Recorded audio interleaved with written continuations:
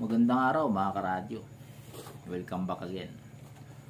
So, mag-unbox ulit tayo dito. Mag-unboxing mo tayo ulit. Signos UB88. Sige po, samahan niyo po ako.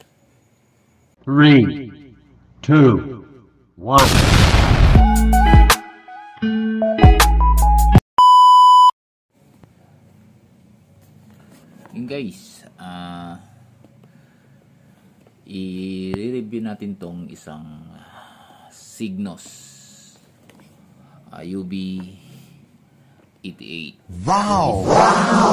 Carton mo, medyo gutin natin. Laki ng karton niya. Yes, buksan natin.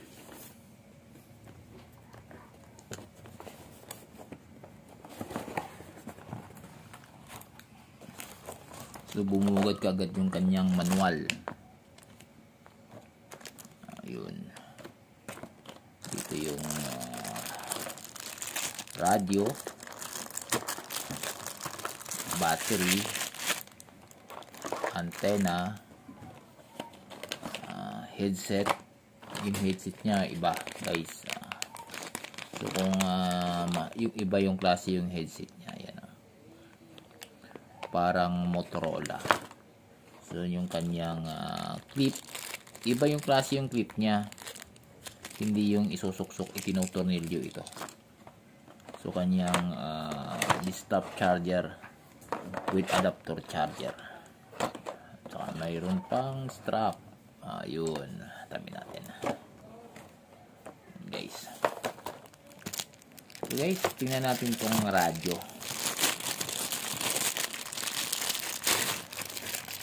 Ayun guys, malaki yung kanyang radyo. Ayan yung warranty. So yung model is UB88 2.0, power 5 watts, frequency range 136 to 174 MHz, 400 to 520. Ayan po, may nakasulat lagi ang Signos yung warranty sticker niya, 1 year warranty. Sana all. Ito yung sticker ng Signos guys na may kasamang ng NTC. Ayan po.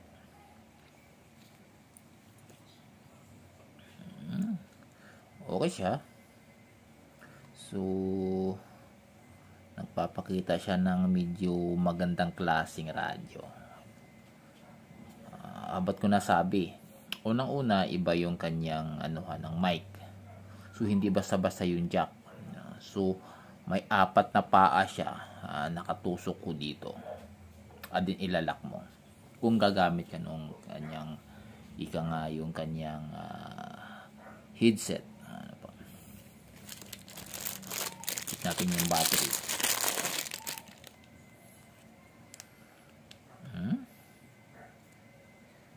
Yun. So may mga signs siya dito guys sa battery. Yung mga naka-indicate dito, ibig sabihin may function siya na kagaya nito. Ano ba to? Tubig, ano ba to? Basta yun na yun guys. So tingnan natin yung, check natin yung kanyang mababa rin yung guys. Mababa pa rin yung kanyang milliamp. 1,800 milliamp. Pero okay na rin. Kaya lang hindi mo maasahan dun sa talaga pang matagalan transmit. Kapit natin guys.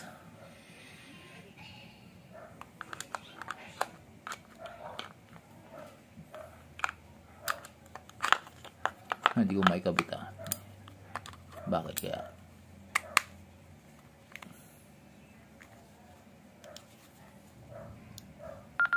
Frequency mode.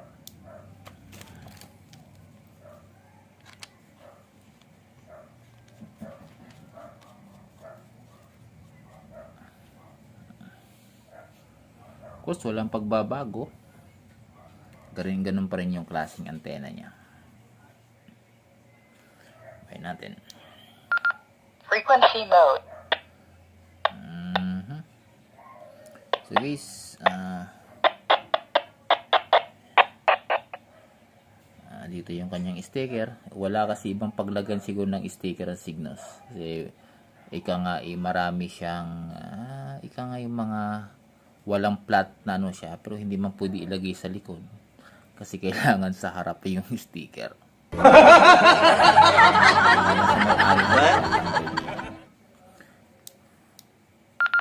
Frequency mode. So, try natin to guys kung anong mga function ito. Frequency mode. Channel mode. Dito pa rin guys. Dito pa rin yung kanyang ano kung sa ika nga yung channel at saka sa frequency. Menu. Yun. Check natin guys para nandito na rin eh. Squares, step.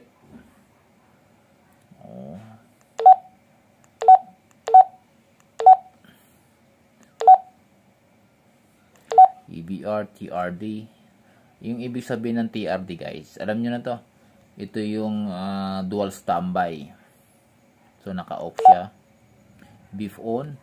Pag yung tot na yan, ito yung beef on na yan. Kaya kung pwede pa tayo nun. Beef off.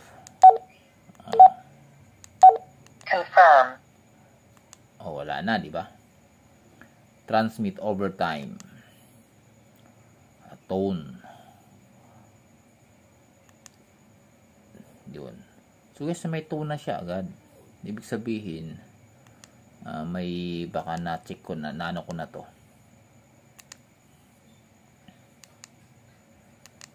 Oo, daming ano. CTCS confirm.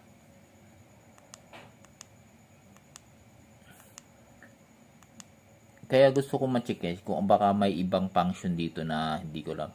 Ace code 9.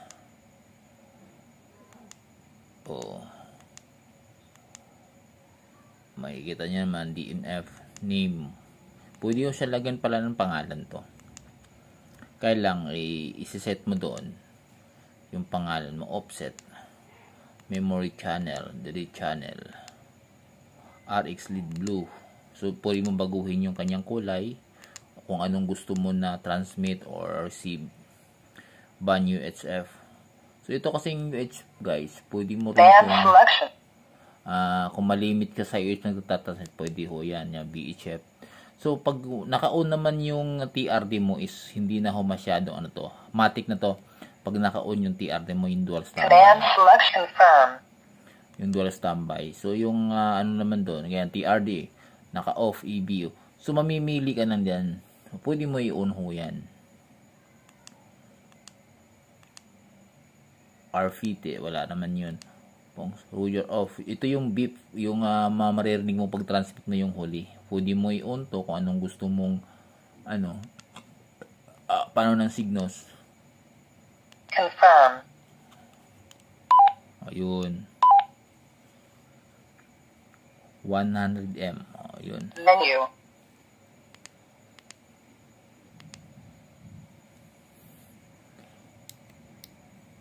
Channel mode. So guys, ibig sabihin, naka-name ho siya. So punta tayo sa frequency mode. Frequency mode. Yun, ano po. Yun ang nilagay nung una. Parang pinang testing lang ho ata. May naririnig mo siyang ano guys. Menu. So may balikan tayo para makita natin yung ano. Offset, RD off on, unlock. Ayan, ayan. Kita nyo po ba? Oo. So punta tayo dito sa mga naka-code. Wala pala. Gawa ng naka-frequency ano po. TRD naka-off pa rin ano po. So guys, sa akin lang ano dito, maganda siya. Maganda. Yung ayaw ko lang is maliit yung kanyang battery capacity.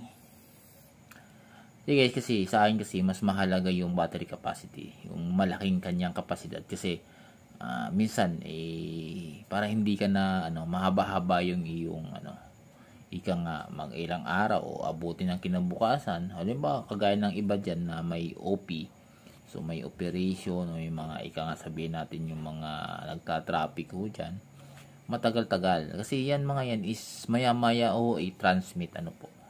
So ito kasi medyo mababa yung kanyang yung capacity yung kanyang is 1,800 milliamp ika nga tama ba yun? Parang mababa lang talaga. Pero maganda siya guys maganda siya hawakan parang sakto lang hawak mo siya so hindi naman siya waterproof pero water resistant ho siya. Sabihin natin na nakamotor ka o nasa baywang mo, nasa mo, so kaya niyang adapin yung ulan, wag lang siyang mababad. Kasi guys, pinakita niya sa likod nga may goma naman, so nakalagay naman ho dito is water resistant po ata guys.